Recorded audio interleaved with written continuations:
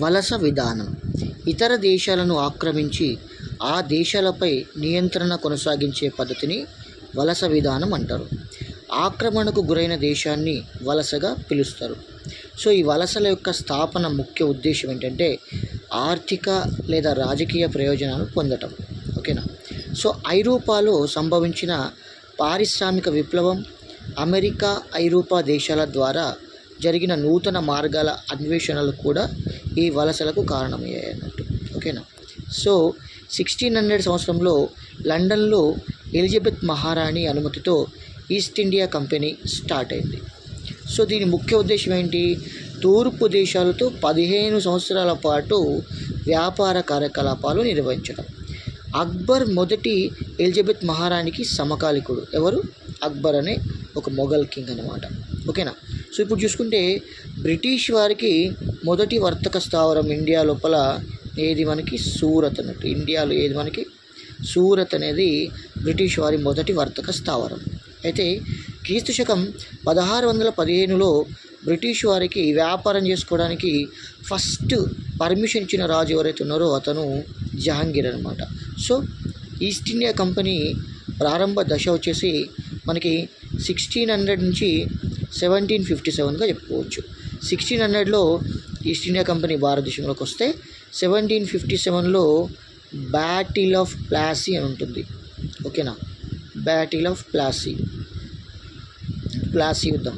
ఈ ప్లాసీ యుద్ధంతో వీళ్ళు కంప్లీట్గా ఇండియా లోపల వాళ్ళ సామ్రాజ్యాన్ని స్టార్ట్ చేయడం జరిగింది. ఇప్పుడు చూడండి, ఐరోపా కంపెనీల రాక సంఘర్షణ ఎట్లా ఉంటుందో చూద్దాం ఒకసారి. సో దీనిలో చూసుకుంటే ఫస్ట్ భారతదేశానికి సముద్ర మార్గాన్ని కనుక్కోవడంలో మొదట విజయం సాధించింది ఎవరు? పోర్చుగీస్ వారు. ఓకేనా. సో మనకు కూడా తెలుసు ఏది? 1498లో వాస్కో డ గామా భారతదేశానికి సముద్ర మార్గాన్ని కనుక్కోవడం జరిగింది. సో ఈ నావికుల కోసం ఒక స్కూల్ను కూడా స్టార్ట్ చేసిన పోర్చుగీస్ రూలర్ ఎవరైతే ఉన్నారో అతని పేరు హెన్రీ ద నావిగేటర్. ఈయన ఏం చేశాడంటే ఈ పోర్చుగీసు వాళ్ళకి అక్కడ నావికుల కోసం, అంటే సముద్రమే పోయి ఉంటారు వాళ్ళ కోసం ఒక స్కూల్ని స్టార్ట్ చేశాడు. దాన్ని హెన్రీ ద నావిగేటర్, ఎవరైనా పోర్చుగల్ పాలకుడు, స్కూల్ స్టార్ట్ చేశాడు. సో దక్షిణాఫ్రికా లోపల దక్షిణ శిఖరాగ్రాన్ని బార్తలోమియాడియాస్, వెరీ ఇంపార్టెంట్ అండి, బార్తలోమియాడియాస్ అనే నావికుడు చేరాడు. ఓకేనా. ఈ పర్టికులర్ దక్షిణ శిఖరాగ్రం ఏదవుతుందో దీనికి ఇంకో పేరే కేప్ ఆఫ్ గుడ్ హోప్. ఓకేనా. నెక్స్ట్ చూసుకున్నట్లయితే ఆఫ్రికా పశ్చిమ తీరం నుంచి భారత పశ్చిమ తీరానికి చేరుకోవడానికి వాస్కో డి గామాకు సహాయపడిన పాలకుడు ఎవరంటే నావికుడు. ఓకేనా. గుజరాత్లో ఉంటాడు ఈయన పేరు అబ్దుల్ మజీద్ వాస్కో డి గామాని ఆఫ్రికా పశ్చిమ తీరం నుంచి భారత పశ్చిమ తీరానికి, ఓకేనా. సో వెస్ట్ ఆఫ్రికా నుంచి వెస్ట్ ఇండియా వరకే, వెస్ట్ ఇండియా రైట్. సో భారతదేశంలో పశ్చిమ తీరం ప్లేస్కి రావడానికి ఈ అబ్దుల్ మజీద్ అనే నావికుడు హెల్ప్ చేశాడు, నావ నడిపించాడు అంటూ. సో ఈ రకంగా మనకి ఇక్కడ చెప్పుకున్నాం ఇందాక. సో వాస్కో డి గామా ఇక్కడ కాలికట్ను చేరిన రోజు, దీన్ని కోజికోడ్ అని కూడా అంటాం. ఇది May 17, 1498 రోజు మనకి వాస్కో డి గామా కాలికట్ని చేరుకోవడం జరిగింది. ఓకేనా. సో ఈ సంఘటన కేవలం భారతదేశ చరిత్రలోనే కాకుండా యావత్ ప్రపంచ చరిత్రలో కూడా నూతన శకానికి నాంది పలికింది. సో కాలికట్ను వాస్కో డి గామా చేరుకున్నప్పటికీ అక్కడ స్థానిక వలస పాలకుడు ఎవరవుతున్నారంటే ఆయన పేరు జామెరూన్ అనమాట. So Vasco da Gama Portugal నుంచి తీసుకొచ్చిన వస్తువులను జామెరూన్ అక్కడ కింగ్ కదా. సో ఏమేమి వస్తువులు అవి? మసాలా దినుసులు, మందులు అందజేశాడు అన్నట్టు. సో అక్కడ వాస్కో డి గామా తన ప్రయాణ ఖర్చులకి 20 రెట్ల విలువ గల మసాలా దినుసులు తన వెంట తీసుకొచ్చాడు బిజినెస్ కోసం. సో క్రీస్తు శకం 1500 సంవత్సరంలో కాబ్రాల్ అనే నావికుడు 12 నౌకలతో 1200 మంది సైనికులతో భారతదేశంకి రావడం జరిగింది. సో భారతదేశంలో పోర్చుగీస్ గవర్నర్గా నియమించబడిన మొదటి వ్యక్తి ఫ్రాన్సిస్ డి ఆల్మెడా. అయితే ఇక్కడ మనం చూసుకుంటే ఒక్కసారి చూద్దామని భారతదేశానికి యూరోపియన్లు ఎవరెవరు ఏ ఏ ఇయర్లో వచ్చిందనే కాన్సెప్ట్ చాలా చాలా ఇంపార్టెంట్. పోర్చుగీస్ వారు ఎప్పుడు వచ్చిందండి? 1498లో వచ్చింది. వాస్కోడిగామా సముద్ర మార్గాన్ని కనుక్కున్నాడు కదా, ఆ ఇయర్లో రావడం జరిగింది. వదిలి వెళ్ళింది మాత్రం 1962 ఇయర్లో వెళ్ళారు. ఎవరు? పోర్చుగీస్ వాళ్ళు. సో వీళ్ళ తొలి వర్తక స్థావరం వచ్చేసి కాలికడ్ లేదా దీన్ని కోజికోడ్ అని కూడా చెప్తాం. ఓకేనా. నెక్స్ట్ సెకండ్ వచ్చిన వాళ్ళు ఎవరైతే ఉన్నారో డచ్ వాళ్ళు. ఏ ఇయర్లో వచ్చారండి? 1605లో వచ్చారు. 1759లో భారతదేశాన్ని వదిలి వెళ్ళిపోయారు. వీరు స్థాపించుకున్న వర్తక స్థావరం అవుతుందో అది మచిలీపట్నం. ఓకేనా. సో మచిలీపట్నంలో వాళ్ళ వర్తక స్థావరాన్ని ఏర్పాటు చేసుకున్నారు. ఎవరు? డచ్ వాళ్ళు. సో నెక్స్ట్ బ్రిటిష్ వాళ్ళని చూసుకుంటే 1698లో వచ్చారండి. భారతదేశానికి వచ్చిన సంవత్సరం 1947లో వెళ్ళిపోయారు స్వతంత్రం ఇచ్చేసి. ఇప్పుడు ఆగస్టు 15. ఏది వీరి వర్తక స్థావరం? సూరత్. ఓకేనా. So next Danes. ఓకేనా. సో డేన్స్, ఈ డేన్స్ అనేవాళ్ళు 1616లో ఇండియాకి వచ్చారండి. నెక్స్ట్ 1843లో ఇండియాని వదిలి వెళ్ళిపోయారు. సో ట్రాంక్వి బార్ అనే ప్లేస్ లోపల వీళ్ళు వర్తక స్థావరాన్ని ఏర్పాటు చేసుకోవడం జరిగింది. నెక్స్ట్ చూసుకున్నట్లయితే ఫ్రెంచ్ వారండి. ఫ్రెంచ్ వారు 1668లో ఇండియాకి వచ్చారు. 1934లో ఇండియాని వదిలి వెళ్ళిపోవడం జరిగింది. వీళ్ళ వర్తక స్థావరం ఎక్కడ ఏర్పాటు చేసుకున్నారంటే సూరత్లో ఏర్పాటు చేసుకున్నారు.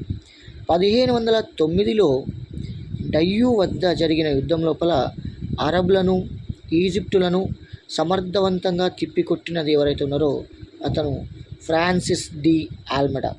ఈ ఫ్రాన్సిస్ డి ఆల్మెడా ఎవరండి? భారతదేశంలో పోర్చుగీసు గవర్నర్గా నియమించబడినటువంటి మొట్టమొదటి వ్యక్తి. ఓకేనా. సో ఇతను బ్లూ వాటర్ పాలసీ లేదా నీటి విధానంను ప్రవేశపెట్టాడు. ఎవరైనా?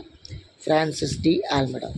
సో నెక్స్ట్ చూసుకుంటే భారతదేశంలో పోర్చుగీసు ఆధిపత్యానికి పునాది వేసింది కూడా మనకి ఇక్కడ ఎవరు?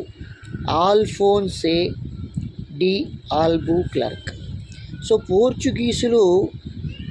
పోర్చుగీసు పురుషులను భారతదేశ స్త్రీలను వివాహం ఆడమని ప్రోత్సహించింది కూడా మనకి ఎవరు? ఇక్కడ ఆల్బుక్లర్క్. ఎందుకంటే ఆధిపత్యం రావాలి కదా, దానికోసం పోర్చుగీసు మేల్స్ అందరూ కూడా ఇండియాలో ఉన్న ఫీమేల్స్ని మ్యారేజ్ చేసుకోమని చెప్పేసి సపోర్ట్ చేశారు.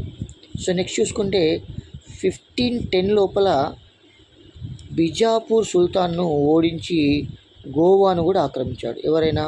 ఆల్బుక్లర్క్. సో ఈయన ప్రయత్నాలన్నీ కూడా ఆధిపత్యం కోసమే ఈ స్టెప్స్ అన్నీ కూడా చేస్తారు. ఫస్ట్ స్టెప్ ఏంటి? ఇక్కడ మేల్స్ అందరూ ఫీమేల్స్ని చేసుకోవాలి. ఎవరు? పోర్చుగీస్ నుంచి వచ్చిన పురుషులందరూ కూడా భారతదేశంలోని స్త్రీలను వివాహం ఆడొచ్చు అని చెప్పాడు. ఓకేనా. సో పోర్చుగీస్ వాళ్ళకి ఒక బిజినెస్ పాయింట్ ఉండాలి కదా, ఆ ప్రధాన వ్యాపార స్థావరం అవుతుందో అది గోవా అన్నమాట. ఓకేనా. సో నెక్స్ట్ పోర్చుగీస్ వాళ్ళని చూసుకుంటే పోర్చుగీస్ వాళ్ళు మిరియాలు, మసాలా దినుసుల మీద గుత్తాధిపత్యం సాధించారు.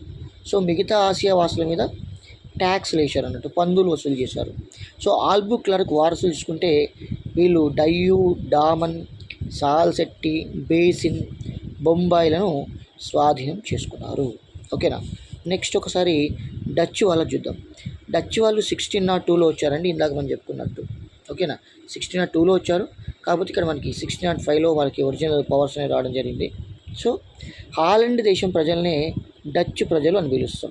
ఓకేనా. సో 1602లో the Dutch United East India Company start చేశారు అన్నట్టు. సో ఇక్కడే ఏ ప్లేస్లో మనకి చెప్పుకున్నాం ఇందాక. సో డచ్ వాళ్ళు ఇక్కడ స్టార్ట్ చేశారంటే మన మచిలీపట్నంలో స్టార్ట్ చేశారు. రైట్. సో జావా, సుమిత్ర, మలయా ఈ మూడింటిని కూడా మసాలా దీవులు అని పిలిచారు. ఎవరని? జావా, సుమిత్ర, మలయా.